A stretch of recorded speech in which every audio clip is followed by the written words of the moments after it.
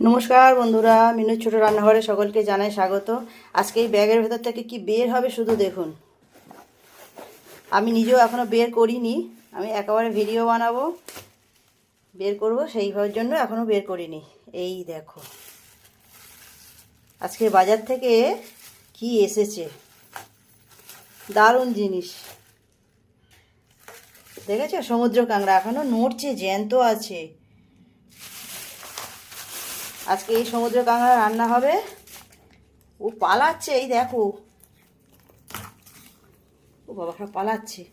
আজকে এই সমুদ্র কাঁকড়াগুলো কেটে রান্না করব। কি রান্না করি, কিভাবে রান্না করি সবটাই শেয়ার করব তোমাদের সাথে। তোমরা প্রথম থেকে শেষ পর্যন্ত ভিডিওটা দেখবে। চলো আগে কাঁকড়াগুলোকে কেটে পরিষ্কার করে নিই। নিয়েছি একটা সাঁড়াশি, এখানে বটি নিয়েছি, যেটা দিয়ে সুবিধা হবে সেটা দিয়েই করব। পাগুলোকে আগে এইভাবে ভেঙে ভেঙে নেব, ছেড়ে দিলেই সব পালাচ্ছে, দেখেছেন? খেতে যেমন ভালো লাগে রান্না করতেও ভালো লাগে, এই কাটতে গেলেই একটু ভয়।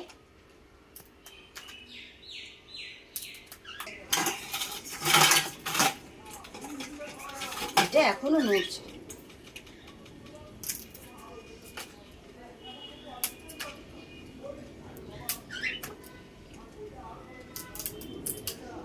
এই শীতকালে কিন্তু এই কাঁকড়ায় খুব ঘি হয়। এই রকম চওড়া চওড়া কাঁকড়াগুলো মেয়ে কাঁকড়া, আর এতে কিন্তু ঘিটা বেশি হয়। আর এই যে সরু সরুগুলো, পেটের কাছটা সরু সরু, এগুলো ছেড়ে কাঁকড়া, এতে ঘিটা কম হয়। এইভাবে প্রথমে পাগুলো আগে ভেঙে নেব। হাতের মধ্যে আমি জড়িয়ে ধরছি। এইবার এই বড় বড় ডাঁড়াগুলো এইভাবে ভেঙে নেব। একইভাবে সব কাঁকড়াগুলো পরিষ্কার করে নেব, নিয়ে রান্নাঘরে যাচ্ছি। আপনাদের সঙ্গে রান্নাঘরে গিয়ে আবার দেখা হচ্ছে। কাঁকড়াগুলোকে এইভাবে পরিষ্কার করে ধুয়ে নিয়ে চলে এসেছি রান্নাঘরে। এগুলোকে আবার খোসা ছাড়াতে হবে। এই একটা এরকম কাঁকড়া নিলাম, নিয়ে এইভাবে একটু মারতে হবে। উপর থেকে একটু মারলে, খুব একটা ঘি হয়নি কাঁকড়াগুলো। এখন শীতকালে কাঁকড়ায় বেশি ঘি হয়, এখনও সেরকম একটা ঘি হয়নি। প্রেসার কুকারে একটু আলুও সিদ্ধ করতে দিয়ে দিয়েছি। কাঁকড়ার কালিয়া করব আজকে, একদম পুরো মাংসর মতো করে রান্না করব, দারুণ লাগবে খেতে।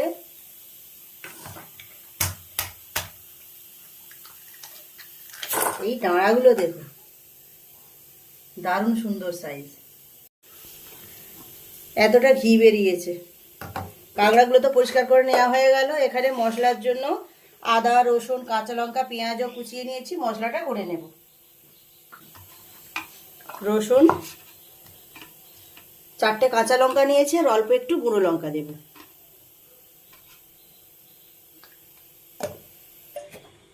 মশলাটা করা হয়ে গেছে, গ্যাস জেলে এবার কড়াইটা চাপাই। তেলটা গরম করে নিয়েছি, আলুগুলো একটু ভেজে নেব। বড় বড় করে আলু দিয়েছি।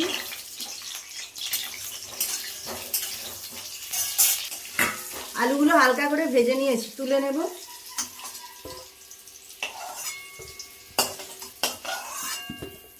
এই তেলে কাঁকড়াগুলো একটুখানি ভেজে নেব।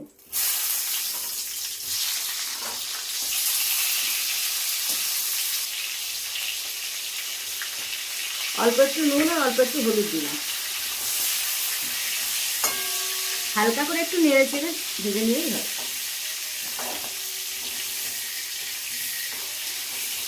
পরে কার কার কাঁকড়া খেতে ভালো লাগে জানিও। তুলে নেব এগুলো। কাঁকড়াগুলোর মধ্যে একদমই ঘি নেই, এইটা সব থেকে বড়। এই তেলে ফোড়ন দেব, শুকনো লঙ্কা একটা, জিরে আর 2টো তেজপাতা। ফোড়নটা একটু নেড়ে চেড়ে নিয়ে দিয়ে দেবো কুচিয়ে রাখা পেঁয়াজ।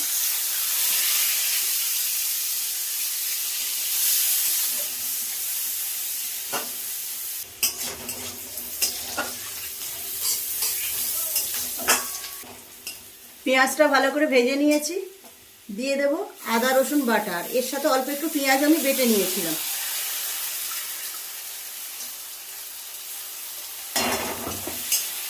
এক এক করে এর উপরে বাকি মশলাগুলো দিয়ে দেবো। 1 চামচ দেবো হলুদ গুঁড়ো, লঙ্কার গুঁড়ো দেবো 1 চামচের একটু কম, 4টে কাঁচা লঙ্কা আমি বেটে দিয়েছি, জিরের গুঁড়ো, ধনের গুঁড়ো, স্বাদ মতো নুন, দিয়ে দেবো 1 চামচ টমেটো, 1 চামচ দিলাম টমেটো কেচাপ।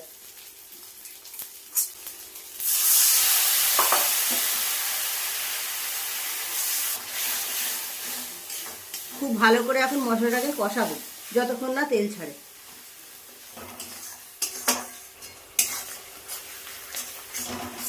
আলুগুলো দিয়ে দেবো, ভেজে রাখা আলু।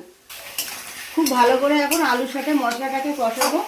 এই সময় দিয়ে দেব কাঁকড়ার ঘিটা, বাকি কাঁকড়াগুলোও দিয়ে দেবো, দাঁড়া পা এগুলো সবই দিয়ে দেবো। দিয়ে সব কিছু একসাথে ভালো করে কষাবো।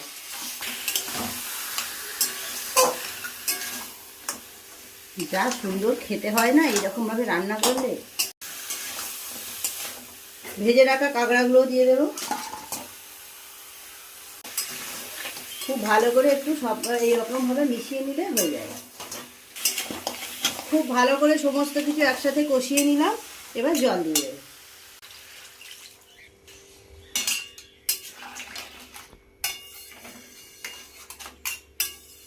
এখন মিনিট 10-এর জন্য এইভাবে ফুটতে দেব রেখে। খুব ভালো করে ফুটবে, গ্রেভিটাও একদম কমে যাবে। করার দরকার নেই, এরকম থাক। এখন বেশ কিছুটা সময় ফুটিয়ে নিয়েছি, গ্রেভিটা অনেকটা কমে গেছে। এইরকমই গ্রেভি নামাবো। অল্প একটু গরম মশলা দিয়ে দেব। খুব সুন্দর গন্ধ বেরোচ্ছে। নামিয়ে নেব, হয়ে গেছে, পুরোপুরি রেডি।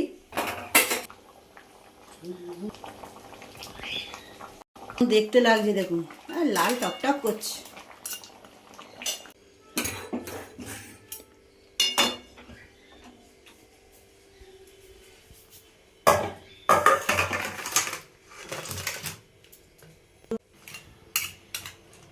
পুরোপুরি রেডি।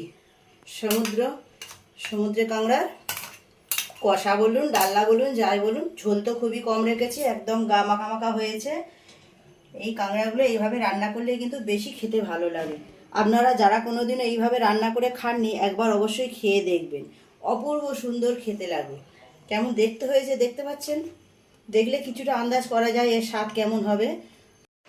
প্লিজ বন্ধুরা, আজকের রেসিপিটা কেমন লাগলো অবশ্যই কমেন্ট করে জানিও।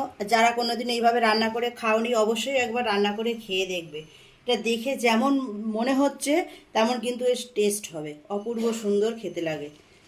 প্লিজ বন্ধুরা, আজকের রেসিপিটা কেমন লাগলো অবশ্যই কমেন্ট করে জানিও। ভালো লাগলে একটা লাইক করে দিও, একটা কমেন্ট করে জানিও।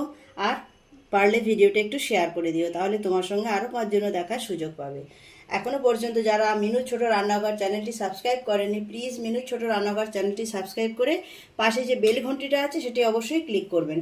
তাহলে যখনই আমি এরকম সুন্দর সুন্দর নতুন নতুন রেসিপির ভিডিও আপলোড করব, সবার আগে তা আপনার নোটিফিকেশানে পৌঁছে যাবে।